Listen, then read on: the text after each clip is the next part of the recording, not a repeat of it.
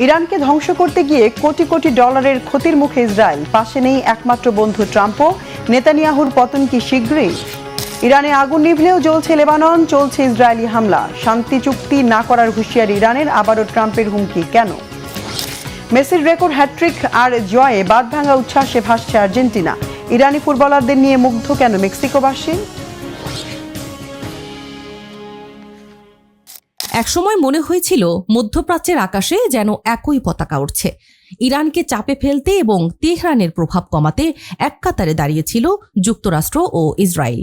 Benjamin Netanyahu বিশ্বাস করেছিলেন Donald ট্রাম্পের পূর্ণ সমর্থন নিয়ে ইরানের বিরুদ্ধে একটি দীর্ঘমেয়াদী কৌশলগত বিজয় অর্জন করা সম্ভব হবে।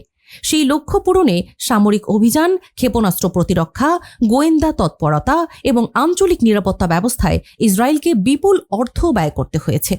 যুদ্ধের আগুন যত জ্বলেছে ততই বেড়েছে ব্যয়ের হিসাব। হাজার হাজার কোটি ডলার গলেছে বারুদের ধোঁয়ায়।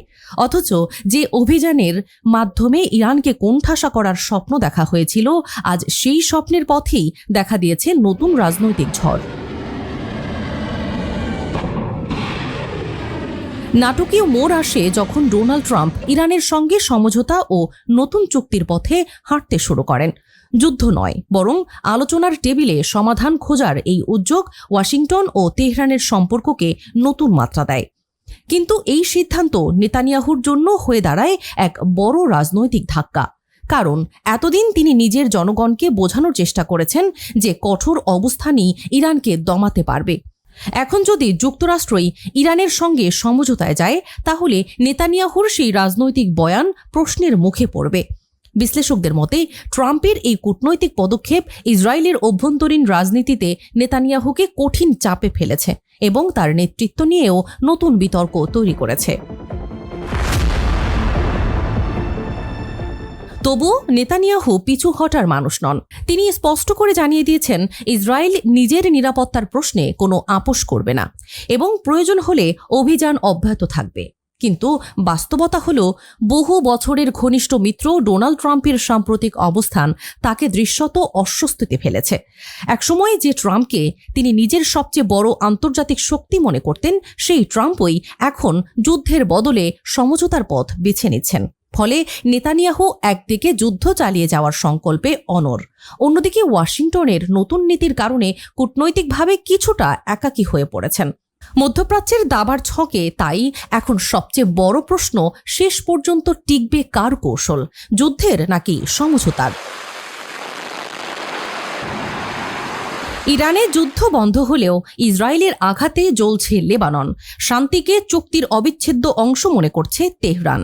ইরানের আকাশে যুদ্ধবিরতির আলো ফুটতে শুরু করেছে, কিন্তু মধ্যপ্রাচ্যের রাত এখনও পুরোপুরি শান্ত নয়। যখন ওয়াশিংটন ও তেহরান যুদ্ধ অবসানের লক্ষ্যে সমঝোতা স্মারকে পৌঁছানোর ঘোষণা দিয়েছে, তখনও লেবাননের আকাশে শোনা যাচ্ছে বিস্ফোরণের শব্দ। রাজধানী বৈরুত থেকে শুরু করে দক্ষিণ লেবাননের বিভিন্ন এলাকায় ইসরায়েলি হামলার খবর নতুন করে উদ্বেগ ছড়িয়েছে। যেন যুদ্ধের মূল মঞ্চ থেকে আগুন কিছুটা সরে গেলেও তার ছাই উড়ে গিয়ে পড়েছে প্রতিবেশী ভূখণ্ডে। বহু মাসের সংঘাতে বিধ্বস্ত লেবাননের মানুষ যখন শান্তির প্রত্যাশায় দিন গুনছিল, তখন নতুন হামলাগুলো তাদের মনে আবারও অনিশ্চয়তার কালো মেঘ তৈরি করেছে। তবে এই পরিস্থিতিতে স্পষ্ট অবস্থান নিয়েছে তেহরান। ইরানের পররাষ্ট্র মন্ত্রণালয়ের মুখপাত্র ইসমাইল বাঘাই জানিয়েছেন, যুক্তরাষ্ট্রের সঙ্গে হওয়া সমঝোতা স্মারকের একটি অবিচ্ছেদ্য অংশ হল লেবাননে যুদ্ধের অবসান। তার ভাষায়, শুধু ইরানকে ঘিরে যুদ্ধ বন্ধ হলেই হবে না, মধ্যপ্রাচ্যে স্থায়ী শান্তি প্রতিষ্ঠা করতে হলে লেবাননের রক্তপাতও থামাতে হবে। তিনি দাবি করেন, লেবাননে যুদ্ধবিরতি কার্যকর করার বিষয়ে ইরান শুরু থেকেই আন্তরিক ছিল এবং ভবিষ্যতে সেই অবস্থান বজায় রাখবে।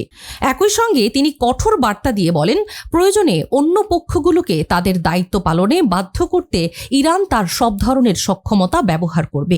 এই বক্তব্যে স্পষ্ট যে তেহরান এখন লেবাননের শান্তিকে কেবল একটি আঞ্চলিক ইস্যু নয়, বরং বৃহত্তর যুদ্ধবিরতি প্রক্রিয়ার অপরিহার্য অংশ হিসেবে দেখছে। এই অবস্থানের জন্য প্রকাশ্যে কৃতজ্ঞতা জানিয়েছে হিজবুল্লাহ। সংগঠনটি বলেছে, লেবাননকে যে কোনো শান্তি চুক্তির কেন্দ্রবিন্দুতে রাখার জন্য তারা ইরানের নেতৃত্ব, বাহিনী ও জনগণের প্রতি কৃতজ্ঞ। অন্যদিকে বিশ্লেষকদের মতে, যদি জেনেভায় প্রত্যাশিত সমঝোতা স্মারক স্বাক্ষরিত হয়, তাহলে মধ্যপ্রাচ্যের রাজনৈতিক মানচিত্রে একটি নতুন অধ্যায় শুরু হতে পারে। কিন্তু সেই অধ্যায় কতটা সফল হবে তা অনেকটাই নির্ভর করছে লেবাননের পরিস্থিতির ওপর।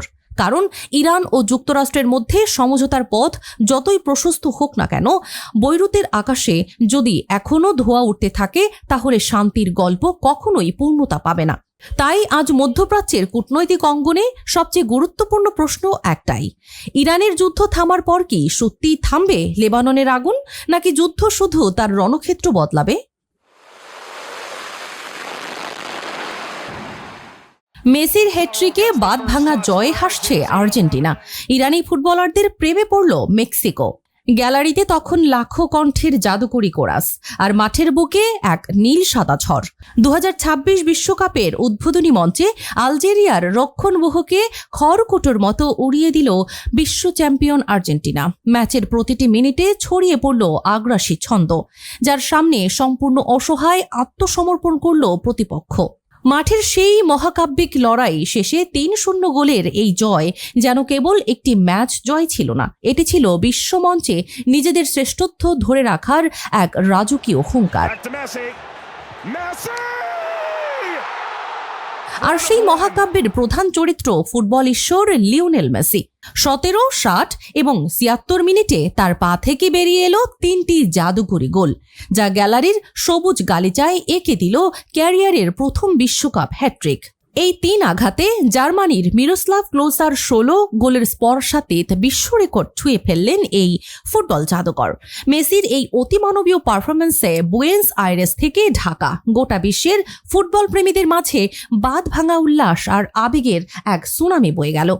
অন্যদিকে সবুজ মাঠের এই উৎসবের সমান্তরালে মেক্সিকোর টিজুয়ানা শহরের বুকে জন্ম নিচ্ছিল অন্য এক আবেগের গল্প।